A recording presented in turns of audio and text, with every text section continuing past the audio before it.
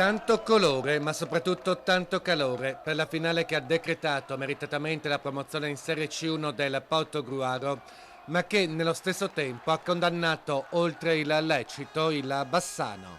Ancora non mi rendo conto, però la gioia è immensa e spero di essere preparato a questa nuova avventura che è importante. Il Portogruaro merita più di voi la C1?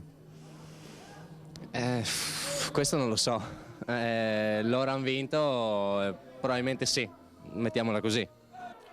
In avvio di match, uno degli episodi chiave, contatto in area tra Montero e Berettoni, per l'arbitro e calcio di rigore. Ma del tiro, la panchina incarica Rondon, anziché proprio Berettoni, rigorista ufficiale del Bassano. C'è un allenatore che decide, quindi se lui prima del rigore dice che deve tirarlo un altro giocatore, io cedo la palla al mio compagno. Marco Gianbruno, chiamato a sostituire Sergio Marcon, compie il miracolo. Soprattutto a mia mamma che me l'aveva pure detto prima della partita, mi ha detto Titino, se ti tiro il rigore sono sicuro che lo prendi.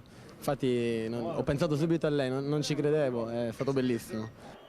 Nel finale di tempo il Porto punge, incornata di Montero e salvataggio sulla linea di Stancanelli. In pieno recupero la rete Granata, contropiede di Abate, gran lavoro d'appoggio di Cunico, conclusione vincente del Bomber. Nella ripresa è un destro potente di Rondon ad illudere i tifosi giallorossi, che successivamente però si disperano per l'espulsione di Stancanelli e poi per il raddoppio del Portogruaro firmato al termine di un'azione di contropiede da manuale del calcio da Marco Cunico.